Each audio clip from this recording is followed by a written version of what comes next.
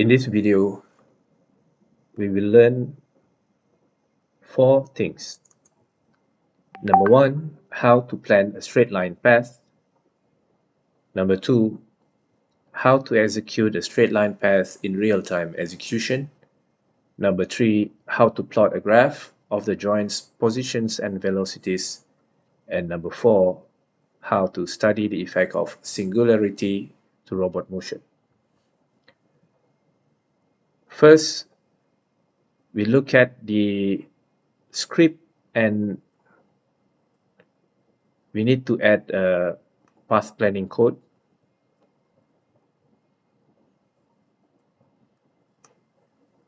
We introduce a global parameter that can work in all the different functions,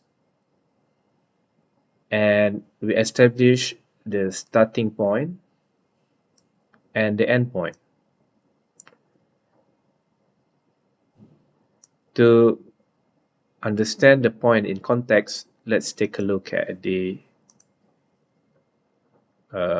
scene, and then we click on the dummy, and we would like to move the end effector from this point here.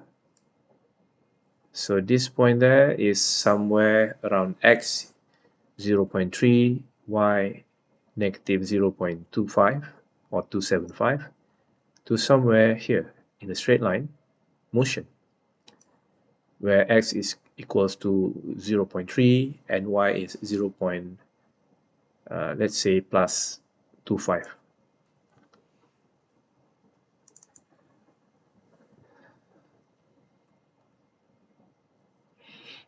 And then we establish the number of steps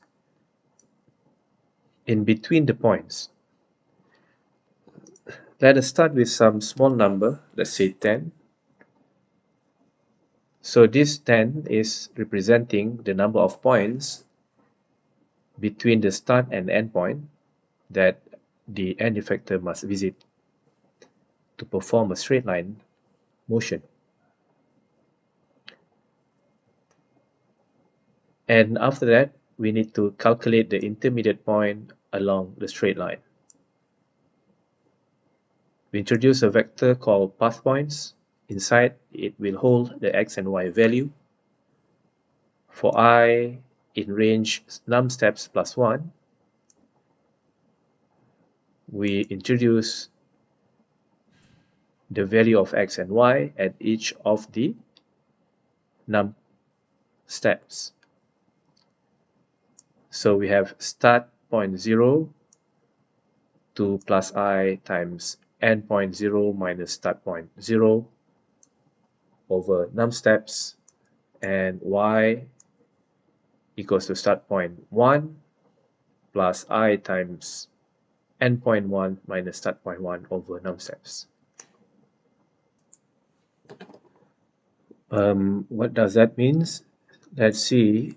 If we have y endpoint as 0.25 and then the start point at negative 0.025, so we have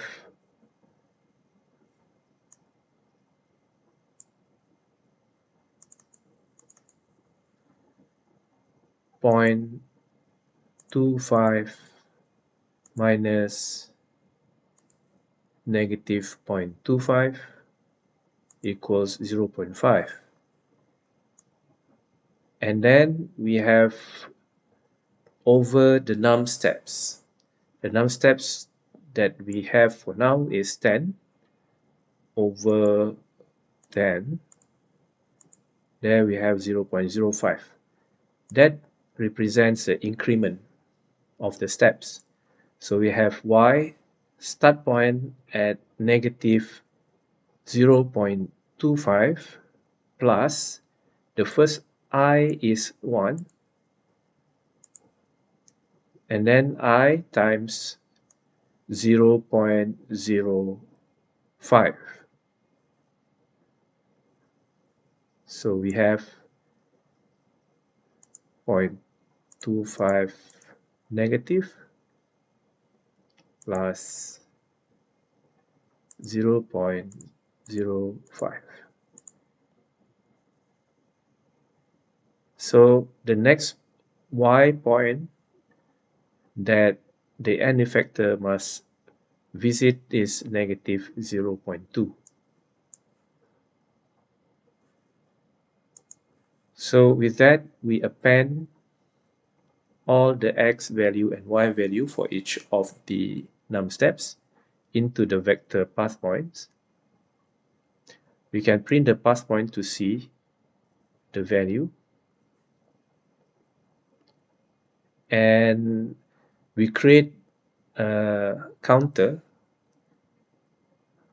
and it must be a global value. We call it current step, and the initial current step is 0. So every time the new x and y point is used in the path point vector, we need to increment this by 1, and we will stop when current step is equals to the num step, or when we have finished using all the points in the path points. So that is how we will create the straight line path points. And now we would like to execute the path point. To execute the path point, we go to syscall actuation. We introduce a global current step, and if the current step is less than the length of path point, which means unless all the point is visited or used in the path points, we set target point equal to path point or current steps. The current steps now, let's say the value is 1. So we have 10 points now. So we start with path point 0, and then 1, and then 2, 3, and 4, and 5, and so on until 10. And in each of the target point vector, we have the value of x and y. The value of x is at target point 0, and the value of y is at target point 1 in the vector. And then we perform inverse kinematic calculation. We notice that the inverse kinematic function now has x and y input that we get from this value here. L1 and L2 is the link length of the link 1 and link 2.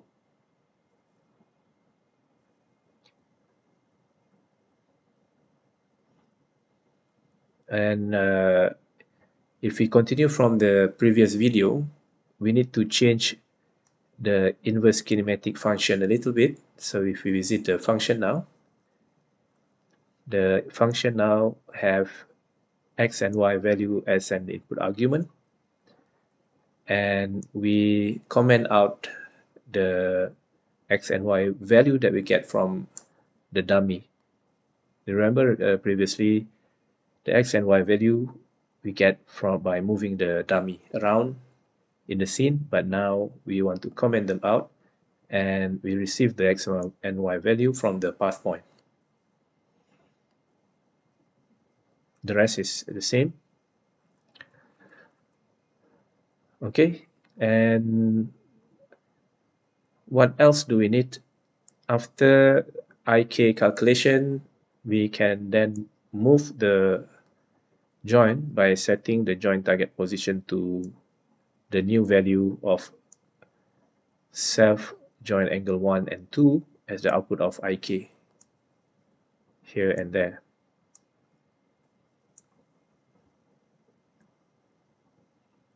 And this is from the previous video where we read the joint angle, and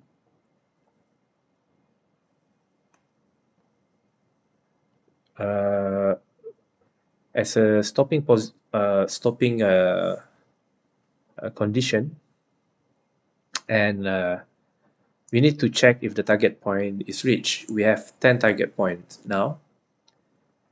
The current position equals to sim get object position. So now we want to know if the current position of the end effector is already at the current target position. So we measure the distance between them using square root to the power of 2 plus the current position 1 minus y. So this x and y is the value of the current target position, and this is the current position of the end effector, the x current position and the y current position. So you must understand that we have, for now, we have num steps equals to 10 points. So we have 10 points in between the starting and end position, so that every points that we visit will be the current target position x and the current target position y.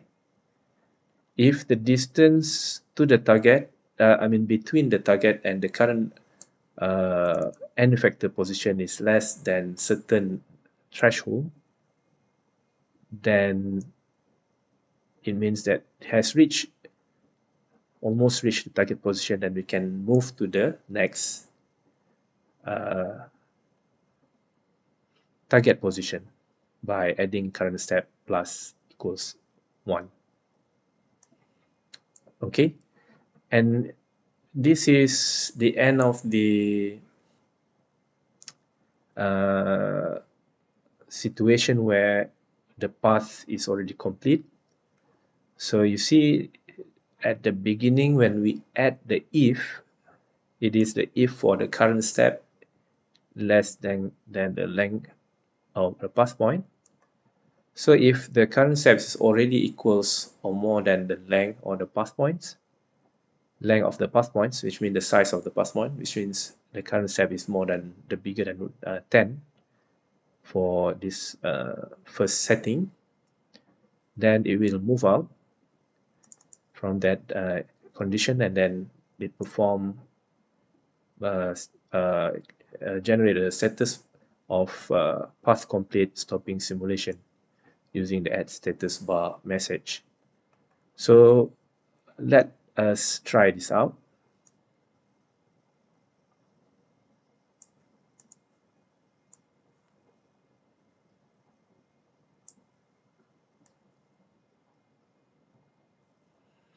Now if we run, what will happen?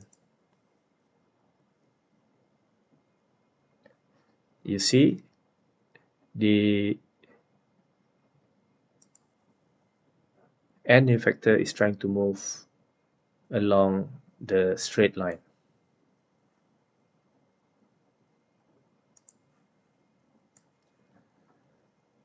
Let us see the effect of changing the number of num steps to 50. So the more number of steps in between the start and end point, we will see that the movement will be smoother. Okay, so let's try with 100.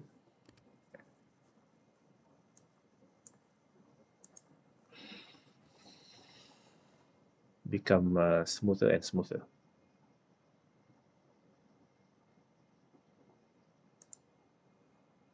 Okay, so we would like to see what happens if we try this value of starting and endpoint.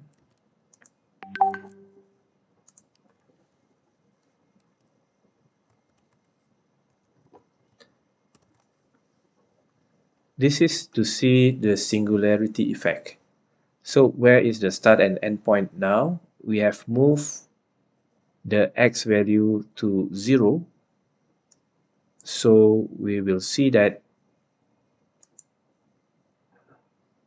it goes at the value of x 0. Do you notice that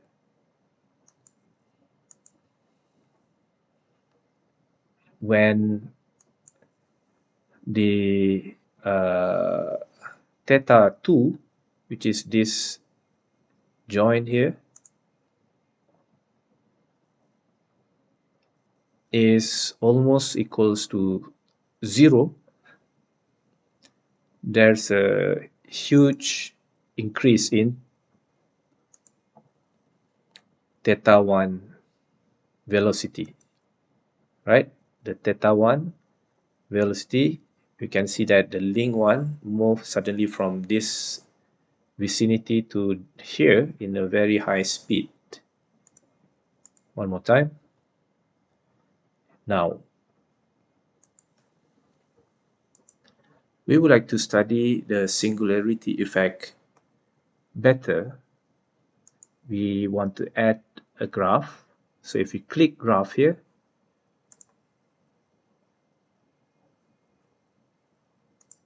you'll see there will be a graph object added. So we can change its name. I have changed the name to have the word join underscore there to become join underscore graph. And then in the script, we need to add the graph object to use it. So let me see where I put it in the script. Okay, so now here I create a graph object.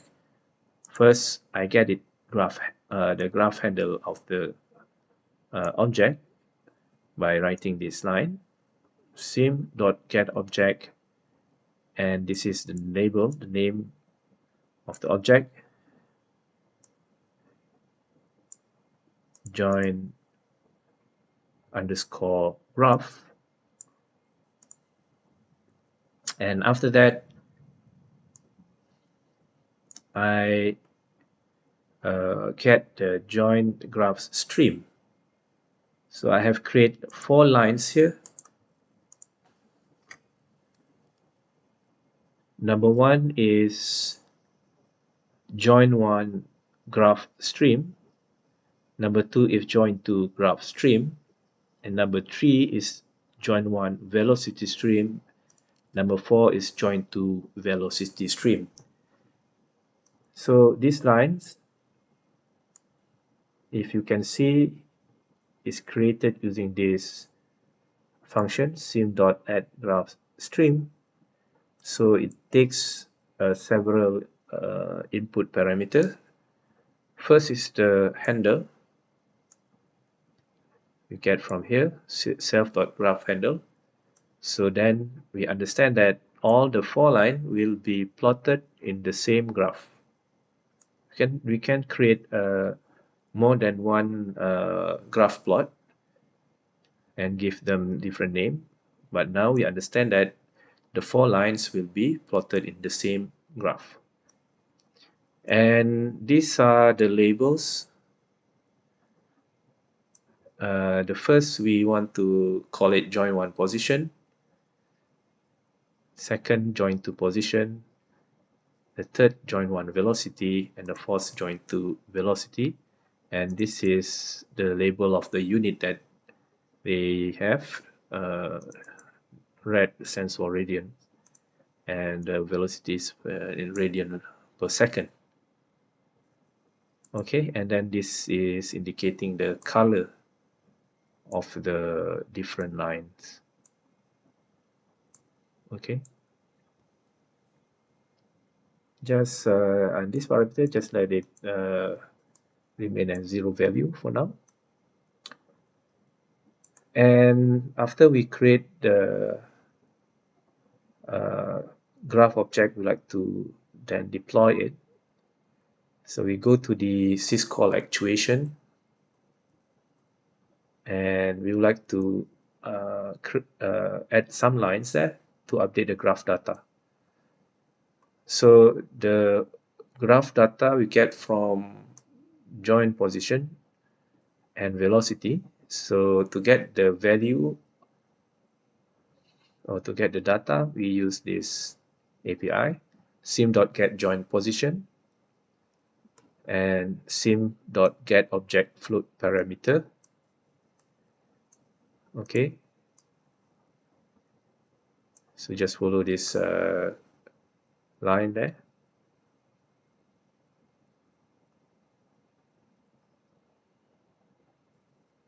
Join one velocity, sim.getObjectFloatParameter, self.join1, and this is the parameter that we want to get, self.joinFloatParameter velocity. Okay, and all this data now we would like to plot. So we like to plot using this instruction sim.setGraphStreamValue. Okay, so we have 4 lines, 4 data that we want to plot now. We get from here the data. This is the same graph, self-graph handle, and this is the setting of the uh, join one graph stream that we have set in our initialization before, and this is the data that we want to plot. Okay, now if we run,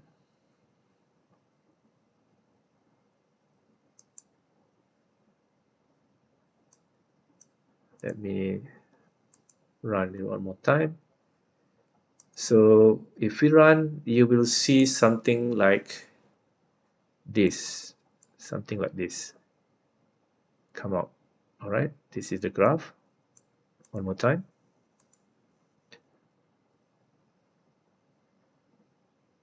Okay, so the initial the default setup for the graph is having a black color background. So to change it to different color, if you click at the join object here, there you can get this scene object properties for the graph. You can change the background color.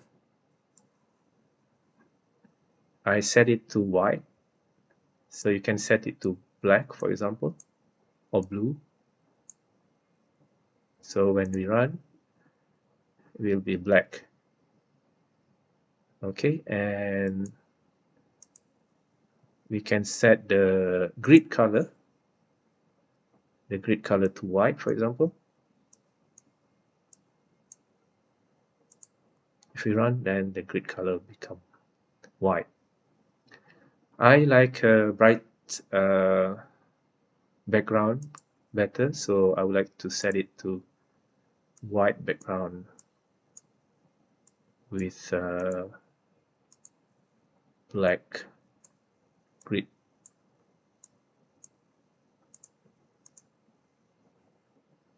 So this way it's easier for me to copy and paste the graph into my report. Okay.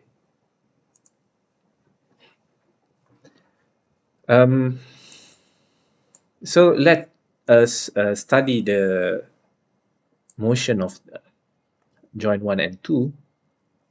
So based on your singularity calculation, you know that the singularity for a two degree of freedom planar robot like this happen when theta 2 is equals to 0, that is the singularity point. And when theta 2 equals to 0, the joint velocity of theta 1, so theta dot 1 will go to infinite value. So to see that, let us focus on just these two value. So I would like to comment out the join that is join 1 and join 2 velocity. So because we are not interested to see them, we are interested to see that when theta 2 is equals to 0, the theta dot 1 will be of high speed. So let us comment out the plotting of these two. Let us do that as well. Okay, now when we plot, there will only be two lines there. So the green one, let me pause.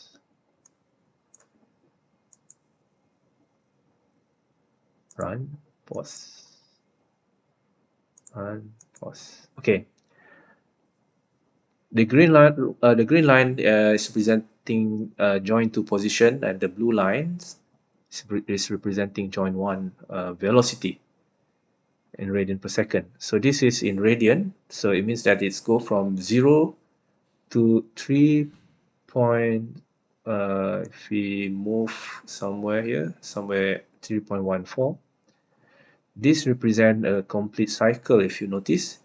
So if this is in the degree, it goes from 0 to 180.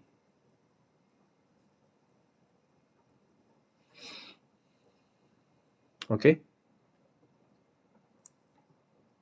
am I correct? So 0 to 180, right?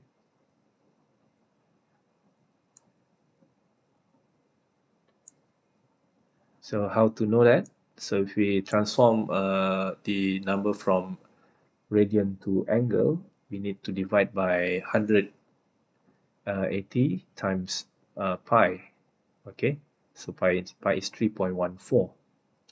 So when it's really 180 over 180 times 3.14, we have 3.14 here. So this is when the singularity happened.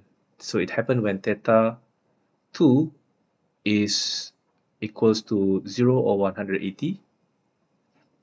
And when that happened, you can see that there's a sudden rise in velocity for joint 1 here. And it does not go to infinity because we have kept the velocity of the joint to not more than 250, I mean 2.5 radian per second. But if we just let them decide by the pure calculation itself, we will go to infinity. Okay, so this is the max value of joint 1 that we have set as a safety measure. Of course, this is a simulation. In the real world, this is very important, so not to let the motor move in infinite speed. That will damage the motor. Okay, let's see if we put this on the side here, maybe we can see the change in the graph as the One more time as the robot moves. One more time. You see? Yeah, at that moment, this sudden spike in velocity happened. One more time. Zap. There.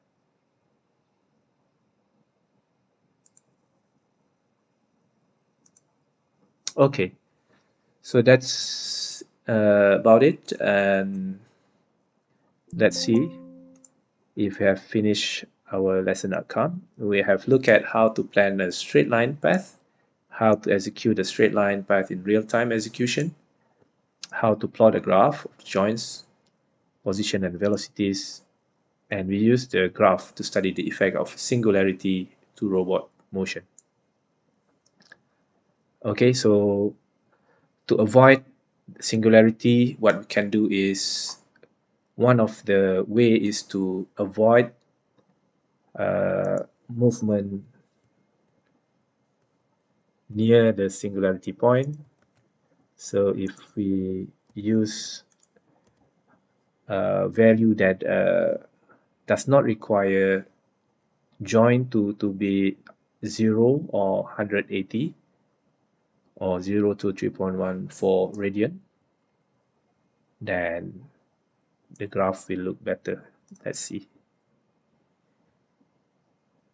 Okay, so here we see that the join speed here, join 1, there's no sudden increase here. There's no sudden increase. Okay, so with that, thank you very much. I let you to study more on the graph and see other interesting points, such as you can see here, the join, there's some vibration there in terms of the speed. It means that